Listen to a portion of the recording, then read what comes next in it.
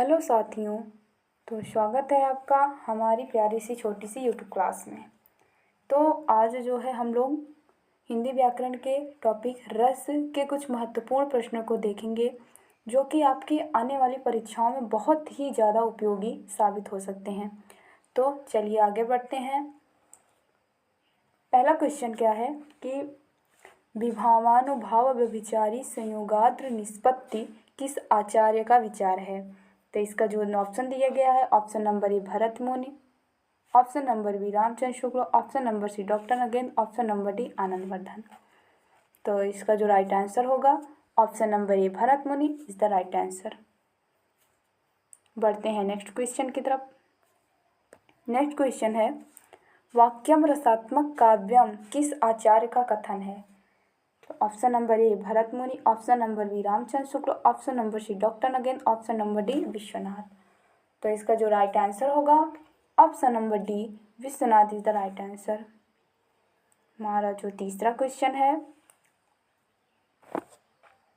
अमर्ष क्या है। ठीक, अमर्ष क्या है। तो ऑप्शन जो दिया गया है ऑप्शन नंबर ए एक काव्य दोष है, ऑप्शन नंबर बी एक अलंकार है, ऑप्शन नंबर सी एक संचारी भाव है, ऑप्शन नंबर डी एक काव्य गुण है। तो जैसा कि आप लोगों को पता होगा कि अमर्ष एक संचारी भाव है, तो इसका जो राइट आंसर होगा option number C is the right answer. चलिए फिर अपने नेक्स्ट क्वेश्चन की तरफ बैठते हैं।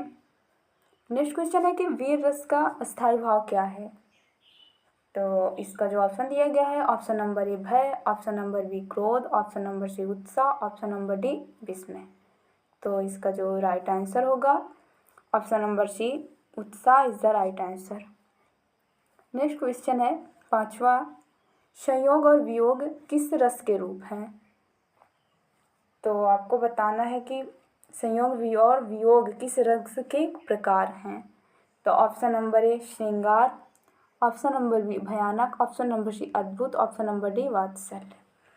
तो इसका जो राइट आंसर होगा ऑप्शन नंबर ए श्रृंगार is the right answer. Next question, रस का संबंध किस धातु से माना जाता है। ठीक है, रस का संबंध किस धातु से माना जाता है। ऑप्शन नंबर ए श्री धातु, ऑप्शन नंबर बी कृ धातु, ऑप्शन नंबर सी प्री धातु, ऑप्शन नंबर डी मृ धातु। तो इसका जो राइट आंसर होगा ऑप्शन नंबर ए श्री धातु इसका सही आंसर होगा। रस का संबंध श्री धातु से माना जाता है। नेक्स्ट क्वेश्चन, जहाँ किसी हानि के कारण शोक भाव उपस्थित होता है वहाँ किस रस की निष्पत्ति रहती है। ठीक है, जहाँ किसी हानि के कारण शोक भाव उपस्थित होता है वहाँ किस रस की उत्पत्ति रहती है। तो ऑप्शन नंबर ए वीर, ऑप्शन नंबर बी करुण, ऑप्शन नंबर सी हास्य, ऑप्शन नंबर डी वात्सल। तो इसका जो राइट आंसर होगा ऑप्शन नंबर बी करुण रस is the right answer. Next question, बहुत ही आसान क्वेश्चन है ये जो 8वां क्वेश्चन है कि करुण रस का स्थायी भाव क्या होगा। तो ऑप्शन नंबर ए क्रोध, ऑप्शन नंबर बी विस्मय, ऑप्शन नंबर सी शोक, ऑप्शन नंबर डी उत्साह। तो इसका जो आंसर है ऑप्शन नंबर सी शोक इज द राइट आंसर। बढ़ते हैं अपने अगले क्वेश्चन की तरफ।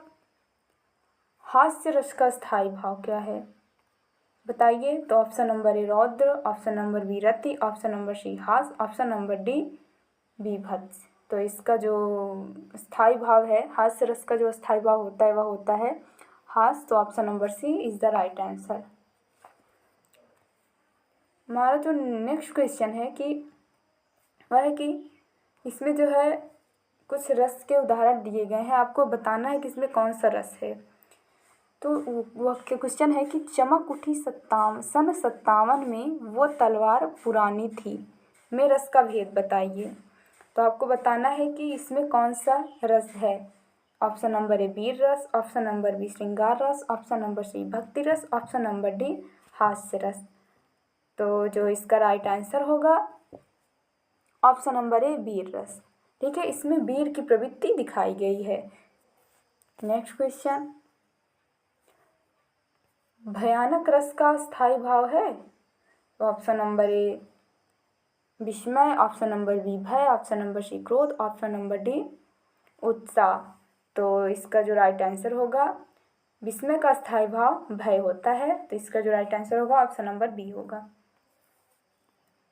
चलिए नेक्स्ट क्वेश्चन है, शास्त्रकारों ने रसराज की उपाधि किस रस को प्रदान की है? ऑप्शन नंबर ए अद्भुत, ऑप्शन नंबर बी करुण, ऑप्शन नंबर सी श्रृंगार, ऑप्शन नंबर डी वीर। तो जैसा कि आप लोगों का पता होगा कि रसराज जो है श्रृंगार रस को कहा जाता है, तो ये हम option C is the right answer. Next question, इसमें आपको रस बताना है, हाहाकार हुआ क्रंदन में कठिन वज्र होते थे चूर। इस पंक्ति में रस है, मतलब इसमें कौन सा रस है? तो इसका जो ऑप्शन दिया गया है, ऑप्शन नंबर ए करुण रस, ऑप्शन नंबर बी शांत रस, ऑप्शन नंबर सी भयानक रस, ऑप्शन नंबर डी बीभत्स रस। तो इसका जो राइट आंसर होगा ऑप्शन नंबर सी भयानक रस, इसका सही आंसर होगा। चलिए बढ़ते हैं नेक्स्ट क्वेश्चन की तरफ। श्रृंगार रस का स्थायी भाव क्या है? तो जैसे कि इसका तो आप लोगों को पता ही होगा, रति जो है श्रृंगार रस का स्थायी भाव होता है। बढ़ते हैं अपने नेक्स्ट क्वेश्चन की तरफ। शांत रस का स्थायी भाव है, ऑप्शन नंबर ए निर्वेद, ऑप्शन नंबर बी भय, ऑप्शन नंबर सी विस्मय, ऑप्शन नंबर डी शोक। तो इसका जो राइट आंसर होगा ऑप्शन नंबर ए निर्वेद, इसका सही आंसर होगा। नेक्स्ट क्वेश्चन है, जुगुप्सा किस रस का स्थायी भाव है?